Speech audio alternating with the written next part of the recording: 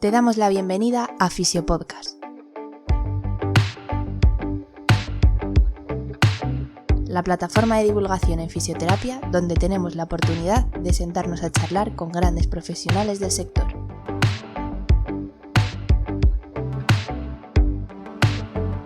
Nuestro lema, fisioterapia sin apellidos y conciencia.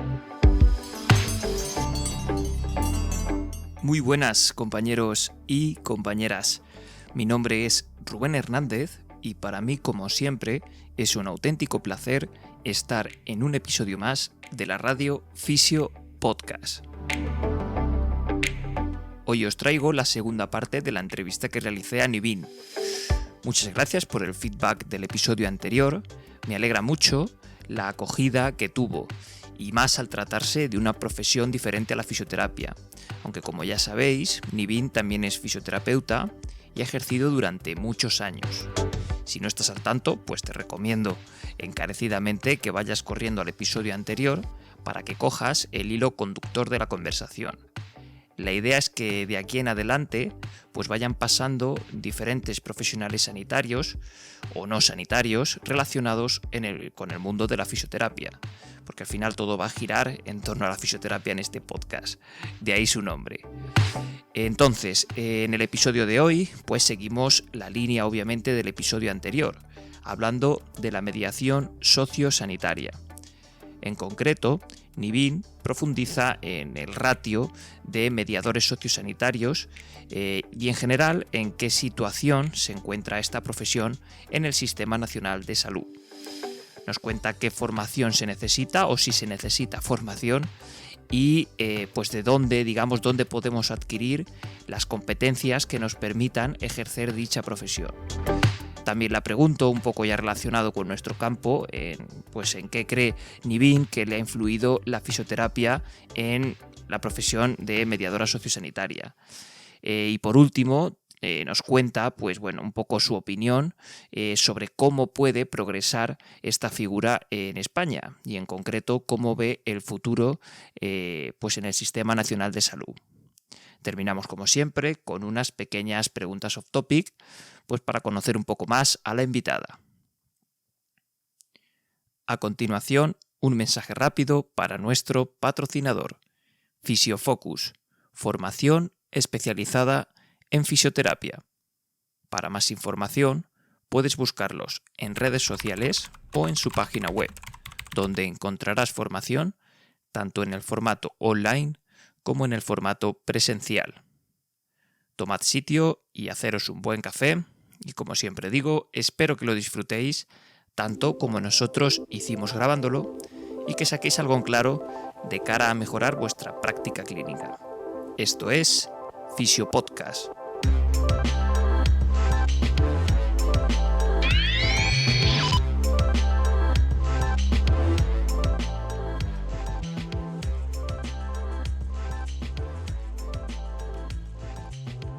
Y si hablamos, pero me viene ahora a la cabeza, si hablamos de ratio, Nivin, imagino que estaremos muy alejados en el Sistema Nacional de Salud, ya englobo un poco a toda España, el ratio, ¿no?, de mediadora sociosanitaria de cada hospital, porque claro, imagino que no hay directamente. No hay. El Hospital de Poniente es el único. Ah, el único. Sí, no, espérate. Es el único hospital de España que tiene en plantilla a una profesional de la mediación sociosanitaria. El resto de hospitales, o sea, yo estoy en plantilla. Yo soy, pues, como el fisio, como el enfermero, yo pertenezco a la plantilla del Hospital de Poniente. Conseguimos que la Junta de Andalucía nos permitiera, sabes que Hospital de Poniente era una agencia pública hasta el 1 de enero del 2022, ¿vale? Ahora pertenecemos al SAS, pero el año pasado la Junta, la Consejería, aceptó que el Hospital de Poniente, dio el ok para que el Hospital de Poniente creara el puesto, ¿vale? Entonces, ¿qué pasa en el resto de hospitales? En el resto de hospitales hay mediadores, pero son mediadores de contratación externa o voluntarios. O voluntarios. Sí, asociaciones. Sí.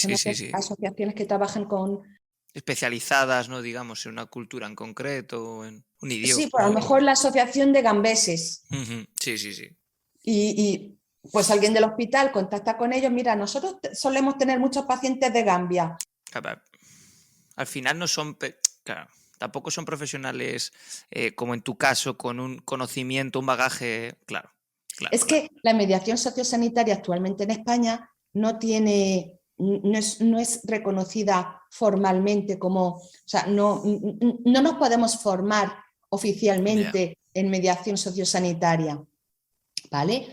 Es cierto que hay posgrados y másteres o expertos en mediación general y luego tocan mediación intercultural, no sociosanitaria, ¿vale? Sí, sí, sí. Entonces, pues eso. Sí, incluso hay... Dime, perdón. No, dime. Que hay dentro de formaciones, por ejemplo, como la enfermería, sí que hay ciertos cursos, ciertas charlas, digamos. El cuidado transcultural. Sí. Pero no como estamos hablando, no como profesión, digamos, claro, para su mera esfera, su propia esfera, perdón. Sí, pero está muy bien, nosotros no tenemos eso, ¿vale? Y nosotros, los fisioterapeutas, por lo menos nosotros aquí, o en las ciudades donde hay mucha población inmigrante, estamos más sensibilizados, ¿vale? Mis compañeros de abajo porque es que están abajo, realmente. Como yo estaba allí, pues ellos siempre tiraban de mí. Bueno, hay una anécdota que la conté yo en el examen, que en el proceso selectivo que hice para ser mediadora, para empezar aquí. Imagínate al fisio tratando a un paciente de un hombro o de un codo, ¿vale? Y el paciente, bueno, te lo explico tal y como lo vivió la fisio. Y ahora te explico. La fisio me viene y me dice, tía, no puedo con este tío, con este paciente, no puedo. Digo, ¿qué te pasa? Dice, tía, es que yo le muevo el codo o el hombro, es que ahora mismo no me acuerdo, y el tío gime. Digo, tía, ¿cómo va a gemir? Te juro, tía, que gime. Digo, bueno, mira, tú no te preocupes. Cuando lo vayas a tratar, avísame y yo voy a estar al lado. Era marroquí. Y yo sé que los árabes tienen una manera de expresar el dolor muy característica, ¿vale? Pero para nosotros eso es un gemido. Ya. ¿Sabes? Entonces yo me acerqué y estuve por ahí y lo escuché. Y cuando eso, pues le dije, tía, nena, tranquila, que me estás gimiendo. Es que tú imagínate, es súper desagradable. Sí, no, y muy incómodo, joder. Entonces le dije, nena, tranquila, porque no está gimiendo, es que está expresando su dolor, le estás haciendo daño. Gustarle precisamente no le está gustando lo que le está haciendo. Y es su manera de expresar el dolor. Y es cierto que para nosotros suena a gemido. Sí. Además lo he escuchado alguna vez. Yo conozco muchos árabes, sé a lo que te refieres. Sí. Completamente. Luego de fisio también me han llamado mucho para pacientes alemanes. Los alemanes son muy cabeza cuadrados. O sea, muy cabeza cuadrada. Y ellos no tienen la cultura del cuidado o del acompañamiento. El que está enfermo está enfermo. Bueno, porque ellos en Alemania, los hospitales son hospitales y residencia. Entonces tú dejas al paciente, el paciente ingresa y tú puedes ir a verlo de igual a breva mientras está ingresado. Comer, levantarlo, abanicarlo, darle su vasico de agua. Eso no existe allí, se lo hacen todo allí. ¿Vale? No necesitan que esté la familia. La familia no se implica en el cuidado. Pues aquí, eso es una barrera que tenemos con muchos alemanes. Fisioterapia o en hospitalización.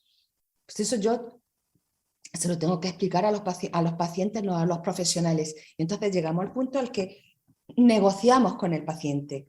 Con el acompañante. Sí. O, por ejemplo, teníamos en fisioterapia, había una paciente con una fractura de cadera, creo que era una prótesis, lo que le pusieron, la mujer estaba acostumbrada a vivir sola. Ella era independiente. Y ella no entendía por qué el fisio no quería que anduviera o que usara muletas. Le lleva con el andador, iba súper bien, pero no estaba esa mujer cognitivamente ni físicamente para llevar muletas. Su afán era que le dieran cuanto antes las muletas para irse para su casa porque estaba pagando ella una residencia. Entonces, todo eso hay que ir conjugándolo y negociando con el paciente. Y entendiendo que aquí en España ya me has dicho que no es nada oficial, podríamos decir, para que alguien que nos esté escuchando, ¿no? Y le esté interesando o tenga... Dime. Aquí es oficial. Ajá. Lo que no es oficial es la figura dentro del hospital, del sistema. Pero aquí en el Hospital de Poniente, te digo que más oficial Claro. que el puesto creado. Sí. No, además en ese caso, o sea, incluso tú pionera absoluta. No está todo ganado. Está todo por delante, imagino. Correcto. Tú eres la primera en cruzar el Rubicón, ¿no? Qué bueno. Y entonces, alguien que nos está escuchando y bueno, le gusta, ¿no? Y también sabe idiomas, le interesa todo esto, ¿qué tiene que estudiar? Pues... ¿O dónde uno adquiere las competencias? No le van a exigir ninguna titulación, ¿vale? Aquí los mediadores que hubo antes, las mediadoras que hubo antes no tenían titulación universitaria. Algunos a lo mejor eran nivel ESO o EGB, nivel bachillerato, ¿vale? No suelen exigir nada. Ahora, si vas a trabajar en el ámbito sanitario, yo te digo que soy mejor mediadora sociosanitaria porque soy fisioterapeuta. La entrevista con el paciente es algo que nosotros como sanitarios fisioterapeutas controlamos o deberíamos controlar.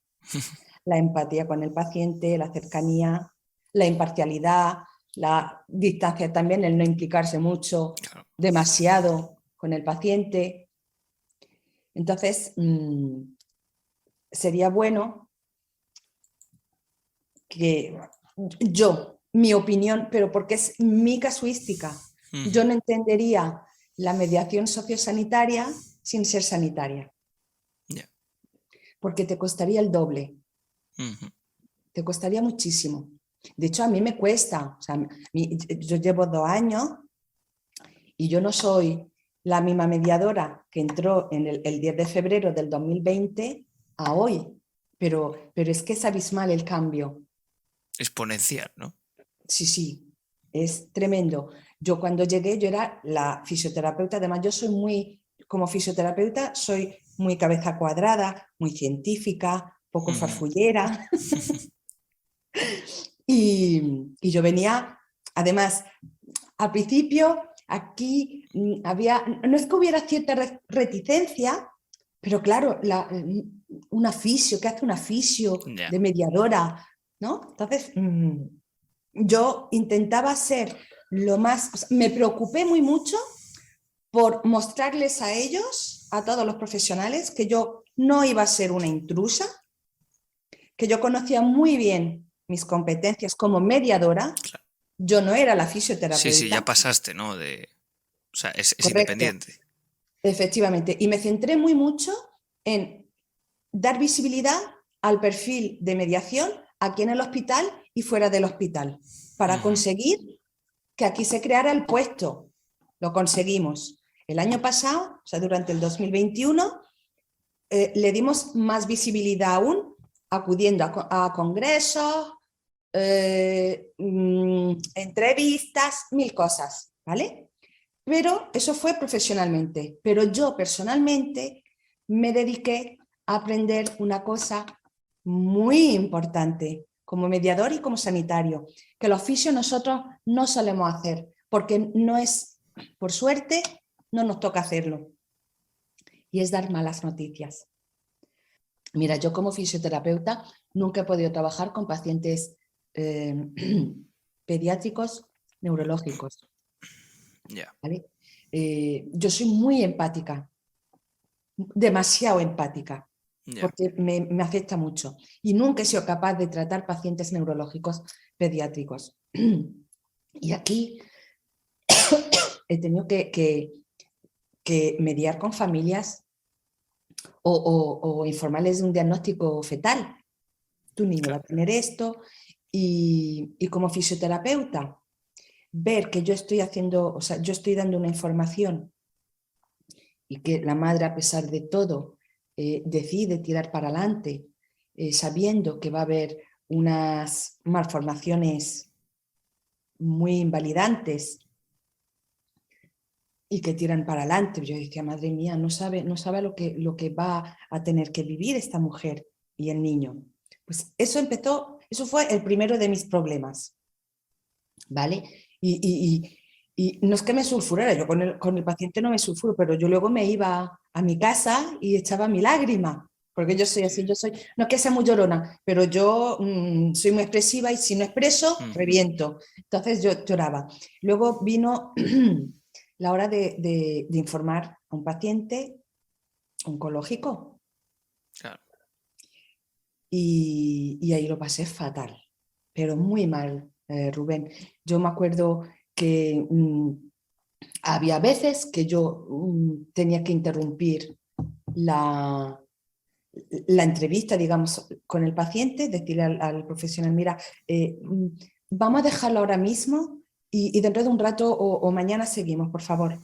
Y a veces cuando no quedaba más remedio que dar la noticia, ¿tú has visto cómo anda Rajoy cuando va a andar, a hacer deporte? Sí, ese brazo intenso. Correcto, pues yo salía así de la habitación, cuando terminaba mi intervención, yo salía así, además así amorrada, abajo, Y a toda leche.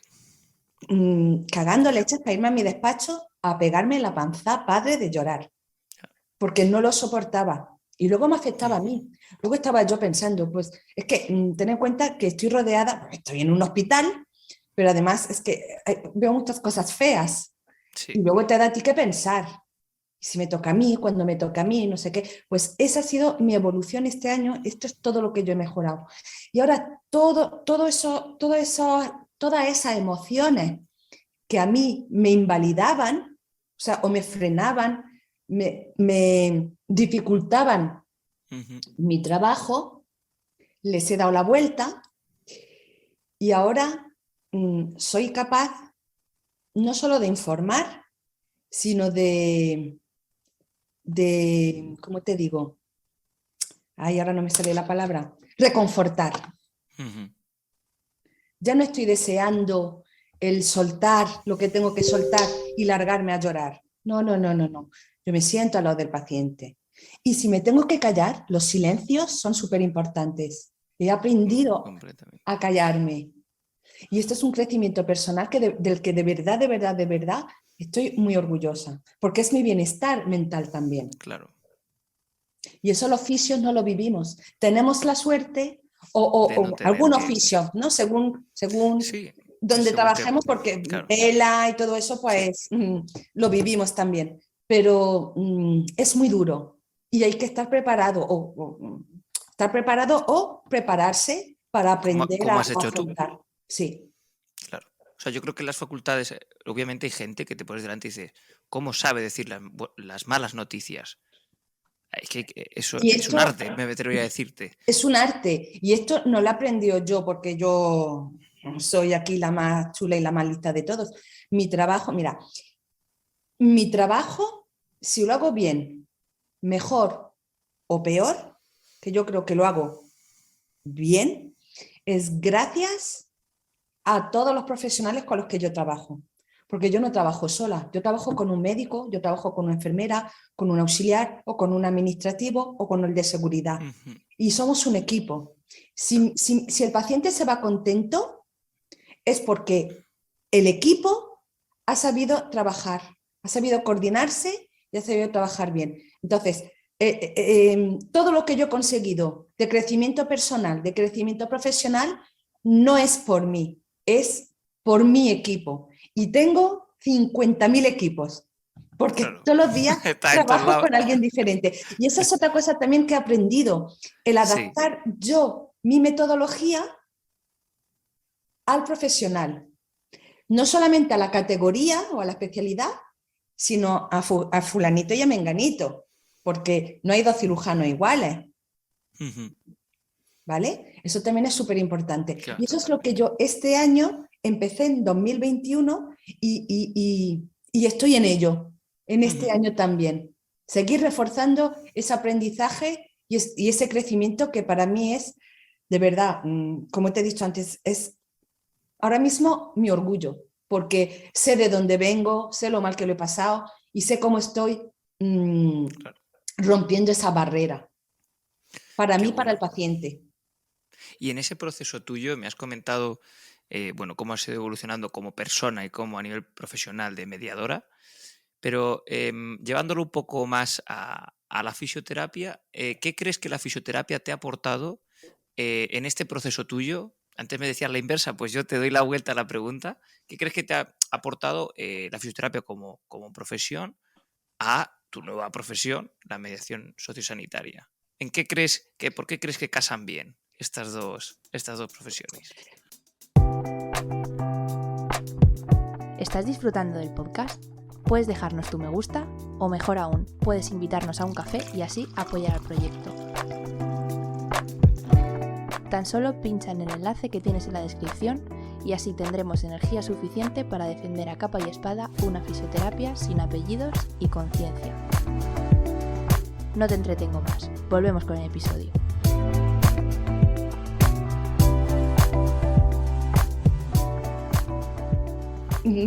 Vamos a ver, no es que casen bien, es que mi casuística es particular, ¿vale? No significa que todos los fisioterapeutas No, para van a nada. poder ser mediadores o van a querer ser mediadores, no, mediador puede ser cualquier profesional sanitario, Sí, sí, sí. ¿vale? Entonces, en este caso, yo como fisioterapeuta, ¿qué es lo que ha aportado a la profesional mediadora? Pues todas las competencias transversales como sanitaria y el conocimiento de lo que es el sistema sanitario, que es muy importante. Sí, nosotros, bueno, y he aprendido mucho sobre el sistema sanitario. Nosotros sabemos el circuito hasta llegar al fisio, pero no sabemos, yo antes escuchaba gestoría del usuario, pues yo sabía que gestoría del usuario era donde tenían que ir a sellarle la receta esta para la muleta o la silla de rueda o el andador, pero ya está. Y ahora yo estoy trabajando con la gente de gestoría del usuario, ¿vale? Entonces, he aprendido mucho sobre el sistema, el circuito, todos, o sea, y la coordinación real con atención primaria, la continuidad asistencial, eso nosotros no lo vemos, ¿vale? O sea, abajo en nuestro gimnasio, en nuestra sala, no lo vemos. Pero sobre todo, pues ser sanitaria, o sea, con todo lo que conlleva el concepto sanitario. Los valores en sí, digamos, Los ¿no? valores. Qué bueno. Y por ir a un... Bueno, me comentabas antes, una pregunta que me acaba de venir antes, que me la había apuntado. ¿Cómo crees que es la mejor manera de que poco a poco esta figura vaya introduciéndose en los centros sanitarios, en este caso? Un poco como es tu caso, una vez ya estando dentro, pues intentando hacerte hueco, no sé, a través de una asociación, no lo sé. ¿Cómo crees que es la manera más práctica a día de hoy en España, tal como está configurado el sistema? Es una pregunta complicada. Sí, es una pregunta complicada, pero si lo extrapolamos a las redes sociales, ¿vale? Hay que estar para ser, ¿vale? Puedes tener más notoriedad, cualquier tipo de notoriedad, la que cada uno quiera, pero y ese es parte de mi trabajo también, yo no estoy aquí solamente para la actividad asistencial, digamos, o de apoyo a los profesionales, yo estoy para dar visibilidad a todo el trabajo que hemos hecho. ¿Cómo? Pues empezando por una recogida de datos. Antes, la mediación en el Hospital de Poniente lleva quizás desde, no sé si hará 10 o 12 años, ¿vale? Pero nunca se había hecho de manera tan formal, metodológica. Entonces, cuando yo llegué, yo dije, yo voy a hacer un registro, un Excel, y además, además de mi Excel, el registro se hace a partir de la hoja de interconsulta. A mí, yo te he dicho antes que a mí me llaman, aquí está mi teléfono corporativo, a mí me llaman, pero la intervención o el procedimiento no es una llamada. El protocolo establece, hay un algoritmo, ¿vale? Que si hay barrera idiomática o sociocultural, se hace una hoja de interconsulta. Desde la historia clínica del paciente, se cursa una hoja de interconsulta al servicio de mediación y queda registrado en su historia para luego sacar la estadística y todo. Entonces nosotros hemos hecho una recogida de datos y hemos difundido los resultados. ¿Dónde? Pues en el 2021 a nivel de prensa y participando en congresos. Por ejemplo, he participado en el Congreso de Humanización, un Congreso Internacional de Humanización de la Asistencia Sanitaria de la Fundación Humans en Madrid. Era el primer congreso que hacían. Y he estado también en el Congreso de Seguridad del Paciente, organizado por la Estrategia de Seguridad del Paciente andaluza, ¿vale? Prácticas seguras. Y poco a poco, pues también dando difusión en las redes sociales. Yo, si ves en Twitter, cuelgo muchas cosas, no solo de fisioterapia, sino también difundo muchas cosas de mediación, el boca a boca, pero oficialmente, institucionalmente, te digo que en la web de la Junta de Andalucía se ha compartido notas de prensa sobre la mediación sociosanitaria, sí. Se ha compartido también, precisamente para el Congreso de Humans, nos llevamos el premio, uno de los premios, el premio a comunicación oral, nos lo llevamos por la ponencia de mediación sociosanitaria, pues está colgado en la página de la Junta de Andalucía. Antes la Junta de Andalucía no hablaba de mediación ni de mediadores. Poco a poco. Sí, no, está claro. Y ese es el camino. Está para ser. Claro, decías tú como que el camino no está hecho y a mí me parece como que está entero sin hacer prácticamente. Correcto. Que ahora es que tú eres la semilla. Sí. La semilla eres tú. Es que es eso, es que queda un mundo por conseguir. Pero bueno. Oye, pues mucha fuerza para ello, porque no, pero sé que decir, yo no tengo por qué conseguir el mundo, ¿eh? Yo no, pero poco conociéndote... Poco... Hay mucha conociéndote en el sentido de que te veo con la motivación, pero claro, eso implica un esfuerzo extra brutal. Eso es un esfuerzo y un desgaste emocional brutal. Totalmente. Y encima en el contexto pandémico que nos ha costado. Por eso te decía antes que estoy súper orgullosa del crecimiento personal que he tenido en estos 2 años, porque ha sido muy difícil empezar de la nada y estar. Pero te digo también que tengo el apoyo de gerencia y de las direcciones de enfermería, de la dirección médica, mi jefe directo, el responsable de atención a la ciudadanía. O sea, tengo el apoyo de todo el mundo. Yo también me lo curro, ¿eh? Eso te iba a decir, el apoyo no viene caído del cielo. Correcto. Hay que ganárselo. Hay que ganárselo. ¿Cómo ves el futuro? O sea, ¿o cómo te gustaría, o sea, cómo crees que debería ser, mejor dicho, el futuro? ¿Una figura de mediador sociosanitario en cada centro sanitario? ¿O cómo crees que debería orientarse en torno a unos baremos, a lo mejor? No sé. Pues mira, ten en cuenta que los movimientos migratorios en España inciden más en unas zonas que en otras, ¿vale? Entonces, hay hospitales, por ejemplo, hay hospitales privados que tienen muchos turistas y tienen mediador sanitario. ¿Te acuerdas que antes te decía, no es lo mismo mediador sanitario que sociosanitario? ¿Vale? Pues hay mediadores sanitarios que son, pues eso, para atender a turistas, alemanes, ingleses, suecos, lo que sea. La zona de la costa, ¿no? Imagino. Correcto. Claro. ¿Vale? Por ejemplo, aquí, en uno de los hospitales privados que hay en la capital, en Almería, no sé si te he dicho, yo no estoy en Almería, yo estoy en El Ejido, en la comarca de Poniente, en El Ejido. Entonces, en Almería hay un hospital privado y tienen una mediadora sanitaria que atiende a la población alemana e inglesa. ¿Vale? En Almería, en Huelva, fíjate Huelva con la fresa, en Jaén con la aceituna. ¿Cuántos inmigrantes van? A lo mejor no es que vivan allí, pero se trasladan.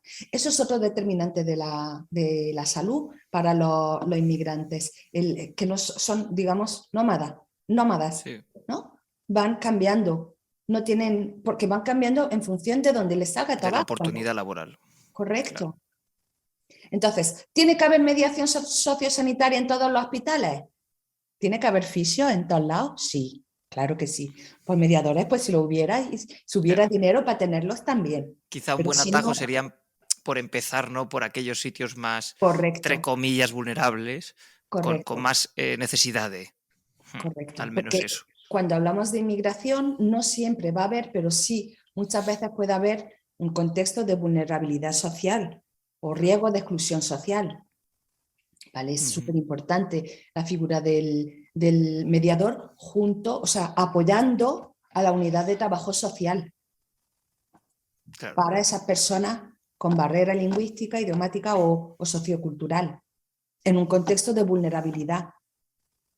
Entonces, ¿tiene que haber en todos lados? Pues yo te diría, pues no, sinceramente, no tiene que haber en todos lados, pero tiene que haber donde se necesita, tienen que estar, sí, porque es un trabajo, o sea, es que es costo efectivo, redunda en el bienestar.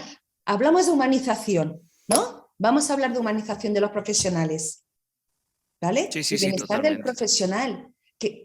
Un profesional que no entiende a su paciente, tú le estás diciendo que tiene que tomarse la pastilla de la diabetes 3 veces al día y tú ves que de pronto o que ni siquiera llega a seguir y tú no lo entiendes porque y hay barrera lingüística, ¿vale? Y te dices que yo no puedo, a mí Dios, Alá, no me deja en este mes tomarme la pastilla 3 veces, por ejemplo, pero queda ahí. Tú lo que entiendes es, este tío me está hablando de Alá. ¿Qué tendrá que ver aquí Dios con que se tome o no se tome las pastillas? Pues sí, es muy importante para un musulmán.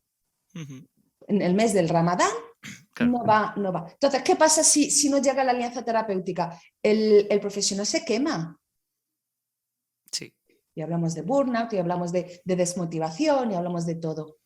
Pero y lo contento que está el profesional cuando ve que por fin ha conseguido esa cosa que le faltaba para entender a su paciente, ya sabe por dónde van los tiros. Sí, al menos como entiende, nosotros cuando claro. estamos con una rodilla, una hernia discal, yo qué sé, lo que sea, y ves, coño, que no avanzamos, y de pronto hace algo que ¡fum! Ya has visto la luz y el paciente ha avanzado. ¿Y cómo te vas para tu casa? Mucho más crecido. Pues lo mismo con los profesionales, los médicos, los enfermeros, o sea que somos súper importantes, no solamente para el paciente, somos importantes para el paciente, para el profesional y para el sistema. Costes, gestión, etc, etc. Pues ojalá este podcast sirva como igual otro pasito, aunque sea pequeñito, pero oye, nunca se sabe dónde puede llegar ni quién lleva a escuchar esto, totalmente. Efectivamente, sí. Totalmente. Si la cosa no se trata de hacer grandezas, porque somos personas humanas. Yo no pretendo, como te he dicho antes, yo no voy a conseguir un mundo de cosas. Nos quedan un mundo de cosas que conseguir, pero yo no pretendo, yo soy humilde y yo no puedo pensar en conseguirlo todo porque soy una persona con mis limitaciones, pero cuanto más pueda conseguir, mejor. Claro. De hecho, creo que eso pasa mucho, ¿no? Claro, que muchas veces se pasa el nihilismo más absoluto de decir, mira, yo es que no puedo hacer nada, a que se pasa a no hacer nada y dices, coño, pues todo el mundo puede hacer una cosita y entre una cosa la otra se consigue grandes cosas. Eso es. Completamente. Bueno, vamos con unas preguntas off topic que me guardo para el final y ya con esto rematamos, Nivin. Muy bien. Entonces, yo siempre pido una recomendación de una canción y de un libro. ¡Oy! Así que... Bueno, pues te voy a contar. Todo tuyo. El libro. Yo... vuelvo a repetirte, en estos 2 años y sobre todo en este año, mi crecimiento personal ha sido, o sea, he cambiado mucho para mejor. Ujú. Y te dije antes, tengo 44 años. Yo en la vida había leído un libro. Yo leo papers, ¿vale? Artículos y todo eso. Pero en la vida había leído un libro, una novela, no. Ujú. No tenía tiempo. Ten en cuenta que hubo un momento en mi vida en el que yo compaginé mi clínica, porque soy autónoma también, mi clínica con el hospital, y a veces pasaba consulta en otra clínica, más el colegio profesional, que yo he sido vocal para Colfisio. Entonces yo no tenía tiempo. Para mí, Claro. leer era una pérdida de tiempo. Bueno, pues te digo que yo no puedo vivir ya sin leer, porque empecé a leer. Un amigo mío, una amiga mía me recomendó un libro. ¿Cuál fue? Elizabeth Benavent, Ujú. Mi isla, Mi isla. ¿vale? Y desde ese libro, pues yo creo que voy ya por la quinta novela de Elizabeth Benavent. No he leído a nadie más. Ujú. Y quiero terminar de leerme todos los libros de Elizabeth Benavent y luego ya veré a quién leo. Entonces, Pues ahí queda ese. todos los libros de Elizabeth Benavent están genial. Ahora mismo estoy leyendo Martina, que es Ujú. una biología. Qué Y bueno. música, canción, pues mira, ahora mismo, bueno, yo escucho música desde, ¿qué te digo? Desde Rocío Jurado, que me Sí. encanta, hasta Ed Sheeran. Ujú. El flamenco no me gusta mucho, No es tanto. ¿vale? No Ya me somos gusta dos. mucho, pero escucho y música en francés, música inglesa, pop, música clásica, me encanta, y música española. Y ahora mismo estoy loquita con el último disco de Leiva, que se llama Ujú. Cuando te muerdes el labio. Y es una canción también. Pues ahora yo te digo que esa, Cuando te Pues muerdes el fenomenal. labio, de Leiva. Fenomenal. Y hay una pregunta también que me gusta mucho Me hacerla. enrollo mucho, ¿verdad? Respondiendo. No, para nada. Esto es un podcast. Lo bonito de este formato es que no tiene límites. Entonces, Vale. esto es lo bonito. No es, de hecho, por eso me gusta esto, que se difiere de Instagram, que tiene un minuto, Sí, de sí, tal y sí, cual. sí. Eso es largo. La gente nos irá escuchando en el coche o donde quiera y Efectivamente. listo. Limpiando, Y yo os escucho mucho limpiando. pues hay una pregunta que me gusta mucho y que la he hecho desde el principio del podcast. Y es, pues, si tuvieras la oportunidad de coger el teléfono a la Nivin de nada más acabar la carrera, ¿qué le dirías?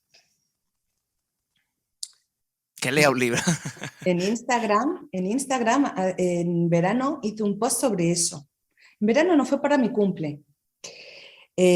Pues le diría a Nivin que, que nada de lo que creía, o sea, a ver cómo te lo digo, todo lo que, además terminaba así el post, todo lo que creías, pues justo al contrario. La vida misma, ¿no? Sí, yo creía que iba a estar delgada toda la vida, yo creía que iba a ser, que iba a ganar, que iba a ser rica siendo fisio, lo creía.